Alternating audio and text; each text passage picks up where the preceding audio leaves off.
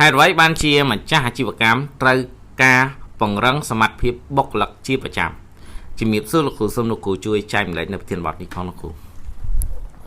បាទអរគុណច្រើនបងអូននៅសំណួរនេះបាទក្នុងប្រធានបទយើងថាហេតុអីបានជាម្ចាស់អាជីវកម្មហ្នឹងត្រូវពង្រឹងសមត្ថភាពបុគ្គលិកជាប្រចាំបាទនៅពេលណាដែលយើងមិនដឹងថាចំពង្រឹងសមត្ថភាពបុគ្គលិកហ្នឹងយើងមកធ្វើអីខ្ញុំសួរមួយការរស៊ីដើម្បីអី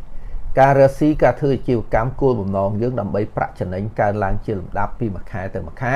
return on investment កើនឡើងជាលំដាប់ពីមួយឆ្នាំទៅមួយឆ្នាំអានឹងហៅអាជីវកម្មរីកចម្រើនធ្វើម៉េចដើម្បីឲ្យរីកចម្រើនក្នុងគោលបំណងធ្វើឲ្យរីកចម្រើនទៅបានរឿងវាមានកត្តាច្រើនប៉ុន្តែខ្ញុំនិយាយតែចោះខ្លះមកនិយាយម្ចាស់អាជីវកម្មឬអគ្គនាយកត្រូវតែពង្រីកឲ្យទៅពង្រឹងនៅពេលដែលយើងពង្រីកសាខាបានច្រើនផលិតផលច្រើនសេវាកម្មច្រើនចំណូលយើងច្រើនបាទយើងមានចំណូលច្រើនទើបមានប្រាក់ចំណេញច្រើនប៉ុន្តែបន្ទុកវាបានតែ 50% ទេ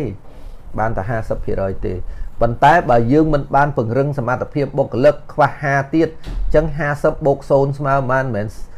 50ទេគឺ0បុគ្គលិកយើងអត់មានលទ្ធភាពយកលទ្ធផលឲ្យអតិថិជនទេគឺ0អញ្ចឹងចំណូលយើងបានដោយសារអីសមត្ថភាពបុគ្គលិកប្រៀបនឹងដៃគូគាត់ចេញយកទៅធ្វើកាទៀវឲ្យគាត់ណាធ្វើនំបញ្ចុកធ្វើទឹកសដែកសាឡូការីយើងឆ្ងាញ់ម៉ាស៊ីនត្រជាក់សេវាកម្មម៉ាស៊ីនត្រជាក់ល្អគឺលទ្ធផលបុគ្គលិកបើយើងពង្រីកហើយប៉ុន្តែមិនពង្រឹងគឺ0បាទអ្នកខ្លះពង្រឹងហើយមិនពង្រីកគាត់អត់0ទេប៉ុន្តែវានៅត្រឹងហើយធ្លាក់តិចអញ្ចឹង business ដែលជោគជ័យគឺគេត្រូវតែពង្រីកហើយនឹងពង្រឹងសមត្ថភាពបុគ្គលិកព្រោះលទ្ធភាពរបស់បុគ្គលិកលទ្ធផលរបស់បុគ្គលិកបានទៅស្មើចំណូលបើបុគ្គលិកយើងអត់មានលទ្ធផលទៅឲ្យភ្ញៀវប្រៀបដៃគូប្រកួតចែងទេគឺយើងអត់មានចំណូលទេអ្នកខ្លះថាអូ business ខ្ញុំខ្លាំងណាស់អ្នកឯងនិយាយ business ខ្លាំងប្រៀបអ្នកណាហើយយកអីទៅប្រៀបគឺប្រៀបនឹងដៃគូប្រកួតចែងហើយស្គាល់អតិជនគោលដៅអត់ត្រូវចិត្តគាត់ឯនៅបាទចឹងលទ្ធផលបុគ្គលិកនឹងហើយដែលយើងមានចំណូលច្រើននិងមានប្រាក់ចំណេញច្រើនចឹងហើយបានម្ចាស់ជីវកម្មខ្លះគាត់បញ្ជូនបុគ្គលិកថ្នាក់ management មករៀនមួយខ្ញុំវគ្គ5ថ្ងៃអីដើម្បីឆេងការគិតរបស់គាត់ឆេងការគិតរបស់គាត់ឆេងលទ្ធផលហើយតែឆេងលទ្ធផលចំណូលគាត់ខ្ពស់ចំណូលគាត់ខ្ពស់ប្រាក់ចំណេញច្រើន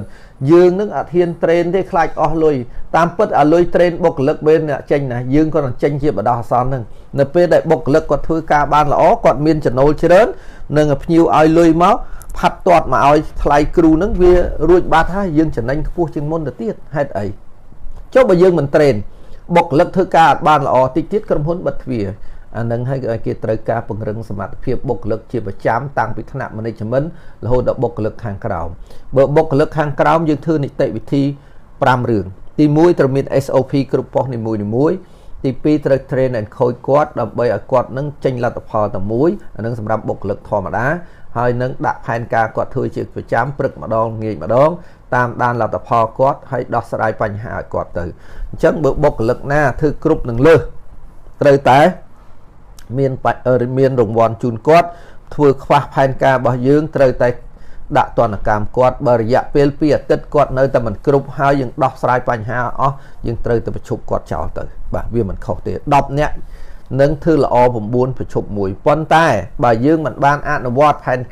អ្វីនីតិវិធីដែលខ្ញុំបានប្រាប់ទាំង5ចំណុចហ្នឹងទេជាទូទៅគឺយើងមេខុសទៅវិញបុគ្គលិក10នាក់អាចល្អចិត្តទាំង10បើយើងមិនធ្វើអញ្ចឹងបុគ្គលិក10នាក់ល្អតែ1ទៅ2រឿងស្ទើរតែស្អុយទាំងអស់ដោយសារយើងជានាយកនឹងមិនពង្រឹងបាទអានឹងសម្រាប់បុគ្គលិកសាមញ្ញតែ middle management មានអានឹងហើយត្រូវទៅបង្រៀននៅវគ្គ5ថ្ងៃរបស់ខ្ញុំទៀតដើម្បីឲ្យគាត់ក្លាយទៅជា entrepreneur បាទភាគច្រើនបុគ្គលិកគាត់ជា employee គាត់អត់ជា employer ទេបើឆេងគំនិតថ្នាក់ដឹកនាំក៏ middle management ហ្នឹងឲ្យคล้ายទៅជាតកែដែរអាហ្នឹងក្រុមហ៊ុននឹងស្ទុះធ្លោបានទៅមុខបានច្រើនអញ្ចឹងមករៀនពីវគ្គ how to set up business system របស់ខ្ញុំមានរយៈពេល5ថ្ងៃគឺខ្ញុំនិយាយទី1គឺនិយាយការដាក់ហ៊ុនចូលគ្នាមិនឆ្លោះគ្នានឹងលក្ខណៈគ្រួសារនិងស្តង់ដារវិរិយធម្មតាទី2ទួនាទីអគ្គនាយកធ្វើម៉េចដែលពង្រីកសាខាបានច្រើនពេលខ្លះគាត់คล้ายទៅជា GM BM អគ្គនាយករឿងគាត់ដឹងការបរិយានឹងបានល្អទី3ថ្ងៃទី3ខ្ញុំនិយាយពីការធ្វើ marketing ធ្វើម៉េចបានចំណូលច្រើនទី4និយាយពី finance ការគិតថ្លៃដើមថ្លៃ promotion តែគាត់មិនយល់ថាទឹកស្ដែកយើងចំណេញច្រើនគាត់ចេះធ្វើ promotion អស់លេងឡើយថ្ងៃទី5ខ្ញុំនិយាយពីការគ្រប់គ្រងធនធានមនុស្សធ្វើម៉េចប្រចាយមនុស្ស អស់លុយតិចហើយប្រសិទ្ធភាពខ្ពស់នៅពេលដែលគាត់យល់ទាំងអស់នោះគាត់ជួយសហការមួយតកែបានល្អធ្វើឲ្យក្រុមហ៊ុនមានប្រាក់ចំណេញអញ្ចឹង business ជោគជ័យទៅបានត្រូវការពង្រីកនិងពង្រឹងបន្ទុក 50% ពង្រឹងសមត្ថភាពបុគ្គលិក 50 ទៀតទៅផលចំណេញយើងបាន 100% បាទអរគុណច្រើនអ្នកនរគ្នាដែលបានចូលរួមស្ដាប់បាទ អរគុណច្រើនលោកគ្រូដែលបានជួយបកស្រាយនៅប្រធានបទនេះសម្រាប់បងប្អូនម្ចាស់អាជីវកម្មដែលគាត់មានចម្ងល់ជាច្រើនទាក់ទងនឹងបញ្ហាអាជីវកម្មអត់ដឹងសួរនៅណាឯងឥឡូវនេះយើងមានក្រុម Telegram មួយឈ្មោះថាអំណោយទាន Q&A